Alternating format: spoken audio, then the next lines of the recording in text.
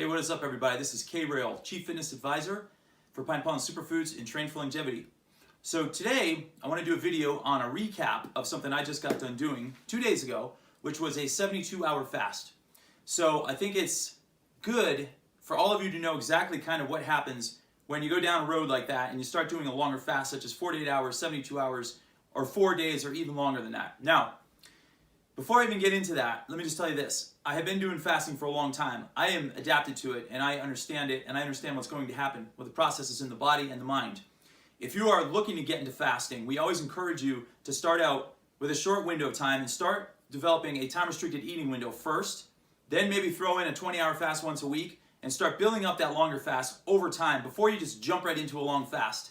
I see all kinds of fluff floating around on social media these days. People throwing these challenges out left and right. Do a 4-day fast, do a 3-day fast, do a 5-day fast with me, water fast only, blah, blah, blah.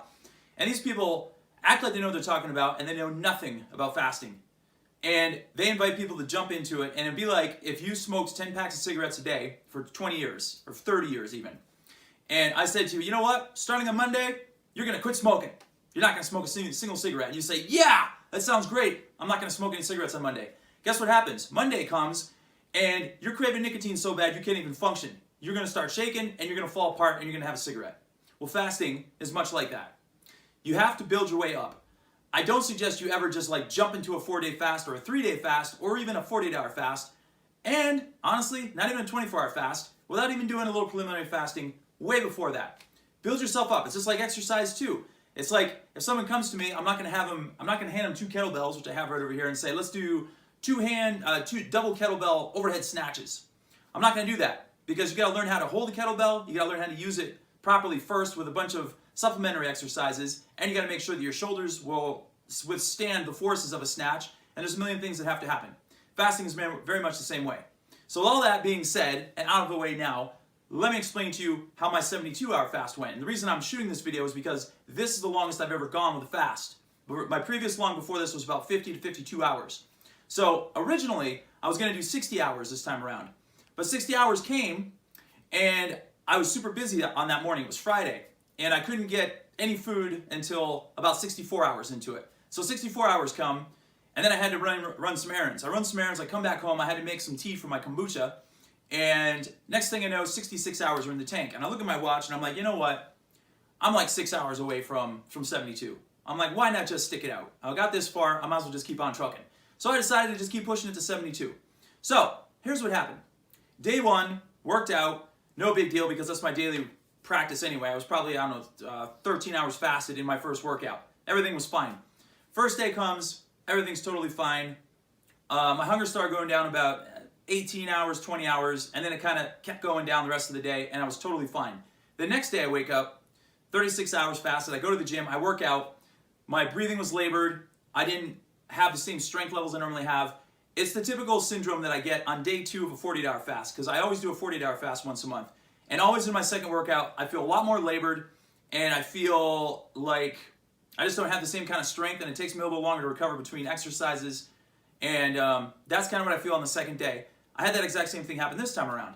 And it's not a horrible feeling. I'm still feeling like good. I just don't have the same breath capacity. Now, day 2, during the 48-hour span of time, my energy was through the roof. Brain function was through the roof. Eyes were really focused. Mind was really sharp. My mind is still sharp.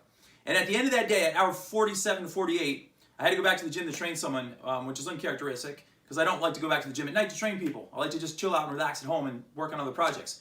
But anyway, I noticed in the mirror, my arms were just absolutely jacked. And I felt solid as a rock. And I don't know, you can judge whether I look jacked or not right now. That's up to you. But today is like the second day after I broke the 72-hour fast.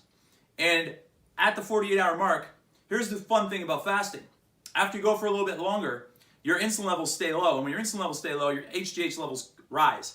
Usually at about hours 16 and 19, your HGH levels start to rise and they keep climbing like this for an abundant amount of time afterward. Now, 48 hours, my HGH levels were through the roof. So that second workout that I was struggling through on the second day was actually very beneficial because my HGH was high. So you may not be able to do as much weight, and you may not be able to recover as fast between sets. But if you can stick it out that far and work out through that period of time, you're going to get a massive HGH dump. And if you can do it, you're going to feel the effects in your body because you're going to feel solid and ripped, and you're going to look like just a rock. So I was getting that feeling at 48 hours and I was loving it. So I go to bed that night. The first night, when I was at about 28 hours of fasting, I slept like an absolute rock. Slept right through, didn't wake up once. I woke up the next day, felt amazing, felt great, energy through the roof, the whole 9 yards. Struggled a little bit in the workout. The rest of the day I felt amazing. Brain function through the roof, eye function through the roof, concentration levels through the roof, and I'm still feeling all those effects right now, and you can tell how fast I'm talking because I'm still super energized. 2 days past the 72-hour fast. Mind you, now also it was almost 74 hours. It was like 73 hours and 51 minutes, but food was finally presented in front of me and I was starting to get hungry. We'll get to that in a second, and I had to break it. Now, I got that big HGH dump. I felt solid as a rock. The next day, I'm going to the gym and I'm like, boy, I better scale back on my workouts because I know once you get past the 48-hour mark, the rule of thumb is the longer you go with the fast, the less intense your exercise work and your workouts should be. So you can totally work out when you're fasting 3 days, 4 days, 5 days, etc. But you want to gradually wean it back on the intensity and possibly even the duration. I would always suggest just doing like a power walk if you're going to do more than 3 days of fasting. Do yoga, do stretching, maybe some water aerobics, something that's light and not going to super overtax your system because as you're fasting, you're getting all the benefits of it, yes. But another thing occurs and your organs actually start to atrophy. So you're familiar with the term autophagy, right? So that's when your body breaks down all the rogue negative cells in your system that cause disease and dysfunction. That's a good thing. That's a big reason why I do fasting because I'm trying to reverse the aging process. I'm a biohacker. That's what I do. It's never about weight loss for me. It's always about trying to get rid of all the junk cells, get autophagy, get a stem cell dump, heal better, have better brain function, reverse the aging process, all rolled into one. But along with that, your organs also start to shut down and break down.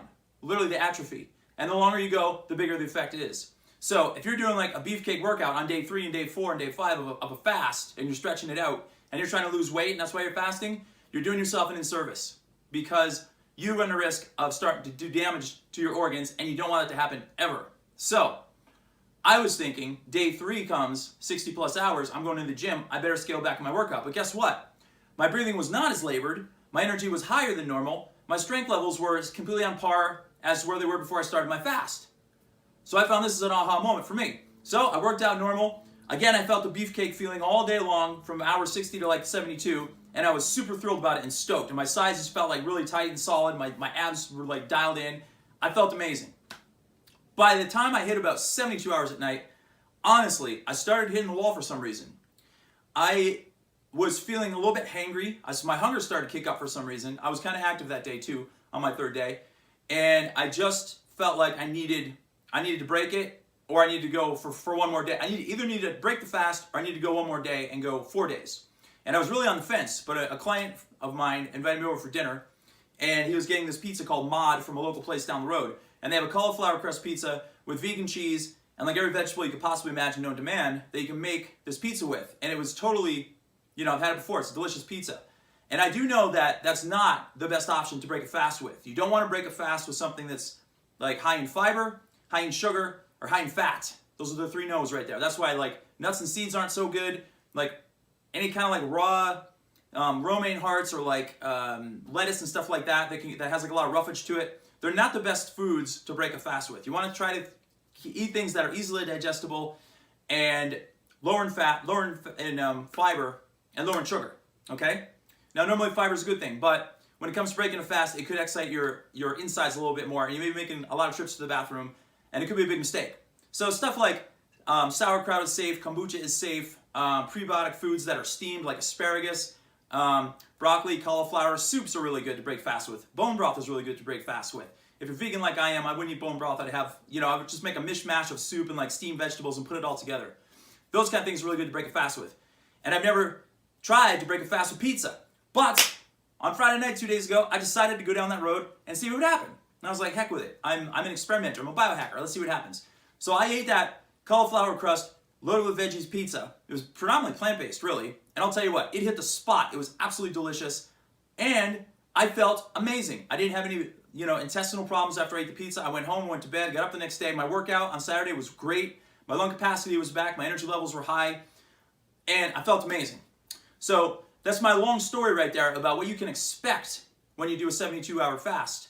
Next month, I'm going to aim for 4 days because I'm just curious. I want to know what happens. I want to see how far I can go. I want to keep pushing it.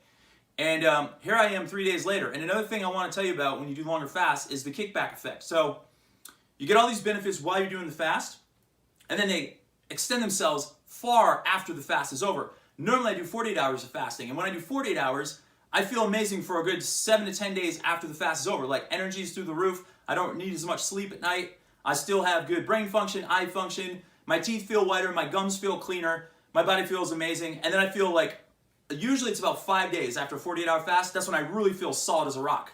Because at that point, autophagy has occurred, stem cell dump has come in, you flushed out all the dead cells in your system, your body starts rebuilding, and you get another massive dump of HGH, and your workouts are absolutely amazing, especially when you do like 12 to 13 hours fasting every single day and then work out like I always do, because your insulin is low and your HGH rises. So the effect you get like 5 days later, there's this big rebuild process that goes on with the body, is absolutely astounding. And that's usually in conjunction with a 48-hour fast. I feel like 5 days later. Now I just did 72 hours, so I am curious to know what's going to happen on day 5. Today's day 2. I'm starting to feel, I feel great. I'm curious to know what's going to happen on like Wednesday this week, or Thursday or Friday. Maybe it'll take a whole week this time because I extended the fast a little bit longer. So to summarize all of this up, sorry I rambled on so long, but I had a lot to say. Here's what you can expect. If you go into a fast eating clean and eating healthy, you're going to get better benefits going into a longer fast, and I highly suggest you do that. If you do want to try an extended fast, 48 hours, 60 hours, 72 hours, and you eat crappy right now, then I suggest you eat clean for an entire month before you even try to do such an endeavor. I also suggest doing a time-restricted eating window. Try to build yourself up to a 16-8 and maintain a 16-8 window for a good at least 2 weeks, if not a month first, before you go into even a 24-hour fast. Then start increasing that 24 hours and build it up to the point where you can get to a 48, and then if you want to go farther into a 60 and into a 72, be my guest. But it should never be like, I'm going to do a 5-day fast starting tomorrow. It's not happening, I promise you. You're going to struggle mightily. But again, everybody's different. Maybe you're an anomaly and you can do it. I don't know. If you can, more power to you. I never tried that. I always, I started out, I've been working on the fasted state for 2 decades or longer. It's been a long time. So I was already adapted to fasting, and I was fat adapted. So when I started increasing my windows of fasting, it just became second nature to me and easy. So I can do that, but a lot of people can't.